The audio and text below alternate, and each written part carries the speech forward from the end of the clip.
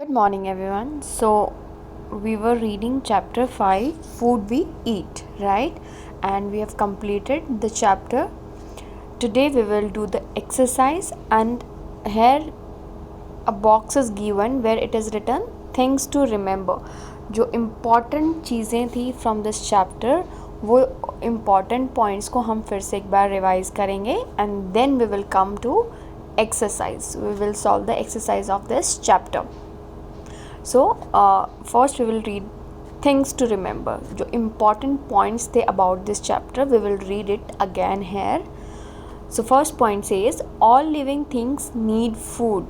So पहला जो point है वो कहता है कि all living things need food. जितनी भी living things हैं, जितनी भी जीवित चीज़ें हैं on this earth need food. सबको खाना चाहिए survive करने के लिए, ज़िंदा रहने के लिए सबको खाने की ज़रूरत होती है, चाहे वो कोई भी हो, जानवर हो, इंसान हो, है ना, फॉर दैट मैटर बैक्टीरिया या जर्म्स होते हैं, उनको भी खाने की ज़रूरत पड़ती है ग्रो करने के लिए. So all living things need food.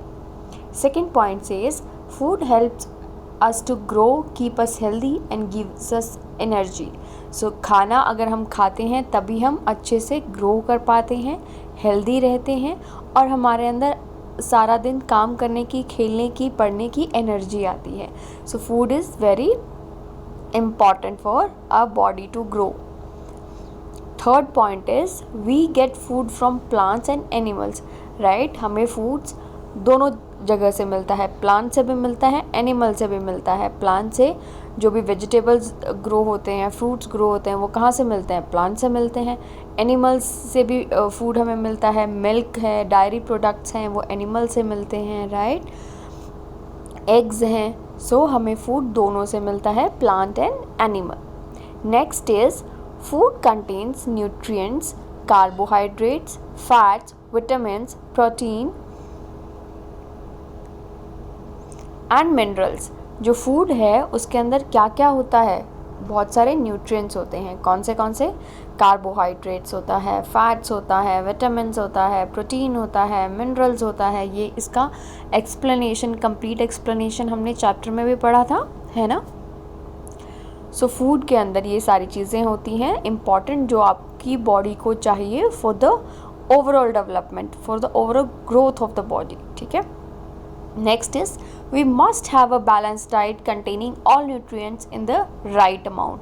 हमें एक बैलेंस डाइट खानी चाहिए जिसके अंदर जो ऊपर हमने अभी न्यूट्रिएंट्स पढ़े वो सारे न्यूट्रिएंट्स होने चाहिए करेक्ट राइट अमाउंट में, है ना. ना ज़्यादा ना कम. हमें ना तो कम न्यूट्रिएंट्स खाने चाहिए, ना बहुत ज़्यादा खाने चाहिए. बहुत ज़्यादा भी बॉडी के लिए हार्मफुल होते हैं. So it should be in right amount. So जो हमारी बैलेंस डाइट है वो हमेशा प्रॉपर अच्छे से हमें खानी चाहिए.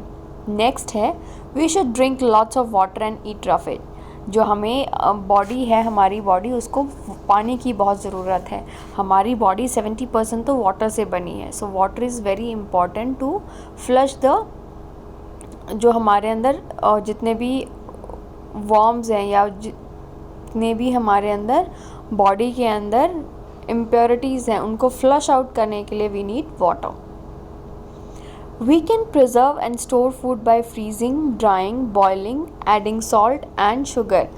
हमने इसको डिटेल में पढ़ा था कि हम कैसे कैसे प्रिजर्व कर सकते हैं फूड को.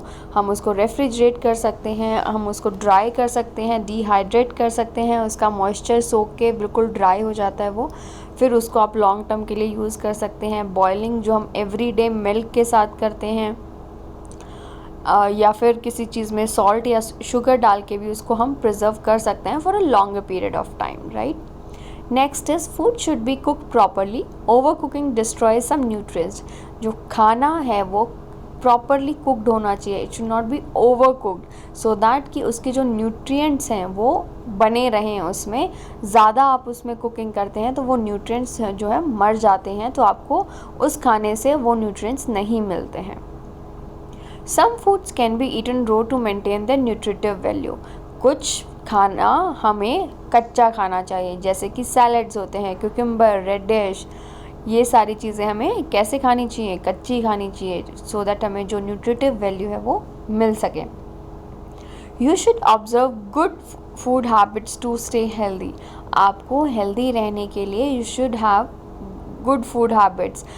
जंक फूड को you should avoid and eat only good food, healthy food, fresh food, green leafy vegetables, fruits, milk, all these things are very important for your health. So these were the important points from this chapter. Let's do the exercise of this chapter. First question A is tick the correct answer. Here you have given a statement and then there are 4 options given, so you have to tick the correct option, right? So first question says this makes up nearly 70% of our body weight. 70% of body weight हमारा कौन सी चीज़ है इनमें से जो बनाती है? Water, fats, carbohydrates या फिर ब्लड. अगर फैट 70% होगा बॉडी में तो फिर बॉडी फंक्शनिंग कैसे करेगी? हमारी जो बॉडी है, the body is made up of water. 70% of our body is made up of water. So इस correct answer is water. Which of the following are known as body building nutrients. इनमें से कौन से जो nutrients है वो हम body building nutrients बोलते हैं? प्रोटीन्स. बहुत ज़्यादा आप देखेंगे जो भी बॉडी बिल्डिंग बनाते हैं, जो भी स्ट्रॉन्ग बनते हैं, वो किससे होता है? प्रोटीन से होता है. सो protein is a body building nutrient. Third है this makes our bones and teeth strong. Bones और टीथ किससे स्ट्रॉन्ग होते हैं? कैल्शियम से. जब हम मिल्क पीते हैं सबसे ज़्यादा हमें कैल्शियम मिलता है. सो मिल्क से ही हमारी जो बोन्स हैं और हमारे जो टीथ हैं वो कैल्शियम से बने होते हैं. तो जितना हम प्रॉपर अमाउंट में कैल्शियम लेंगे इन आवर बॉडी उतने ही हमारी बोन्स और टीथ स्ट्रॉन्ग रहेंगे. फोर्थ है ghee and oil contain protein, fats, vitamin and carbohydrates. तो घी एंड ऑयल के अंदर फैट्स भी होते हैं which are healthy fats for our body. Question 5. The nutrients needs more by a laborer are. जो एक लेबरर है, लेबरर कौन होता है? जो फिज़िकल वर्क करता है ना, बहुत ज़्यादा उसको फिज़िकल वर्क करना पड़ता है.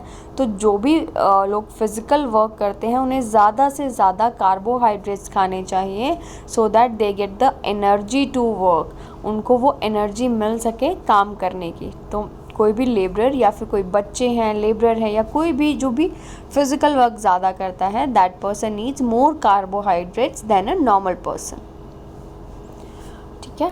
So this was your question number 1. Now B part says fill in the blanks. जो ब्लैंक्स हैं आपको उनमें फिल करना है. ठीक है. फर्स्ट है a dash is important for good health. अच्छी हेल्थ के लिए हमें क्या खाना चाहिए? अच्छी हेल्थ के लिए हमारी जो डाइट है वो शुड बी बैलेंस्ड डाइट. हमारी डाइट बैलेंस्ड डाइट होनी चाहिए. उसमें बैलेंस्ड अमाउंट ऑफ न्यूट्रिएंट्स होने चाहिए. सब कुछ कार्बोहाइड्रेट, फैट, प्रोटीन, कैल्शियम सब कुछ बैलेंस होना चाहिए for a good overall health. Second is food items expose to dust and insects cause diseases. जो फूड आइटम्स हैं जो बाहर रह जाते हैं जिसमें डस्ट या फिर इंसेक्ट लगते हैं, अगर आप वो खाना खाएंगे तो आप बीमार हो सकते हैं. So these items cause diseases. अगर ऐसे आइटम्स आप खाते हैं तो उससे आपको डिजीज़ हो सकती है, बीमारी हो सकती है. Third is protein help the body to. Protein क्या करती है? बॉडी को हेल्प करती है ग्रो करने में. Protein is very important for the body to grow. Fourth है germs need dash to grow. Germs को भी फूड की रिक्वायरमेंट होती है टू ग्रो. ग्रो करने के लिए germs need food to grow, right. Fifth है a growing child needs more carbohydrates than an adult. जो एक बच्चा है बड़ा हो रहा है उसको ज़्यादा कार्बोहाइड्रेट्स चाहिए एक अडल्ट से, क्योंकि वो ज़्यादा एनर्जी कंज्यूम करता है, वो ज़्यादा खेलता है, पढ़ाई करता है. सो उसको ज़्यादा कार्बोहाइड्रेट्स चाहिए एक अडल्ट से. जैसे कि मैंने बताया था बच्चे हैं या कोई भी फिज़िकल वर्क है जो ज़्यादा एनर्जी चाहिए, जिनको ज़्यादा एक्टिव जो रहते हैं उनको ज़्यादा कार्बोहाइड्रेट्स की रिक्वायरमेंट होती है बॉडी में. So today we will do this only A and B part of your exercise. In next class we will do the other parts of this exercise. Thank you.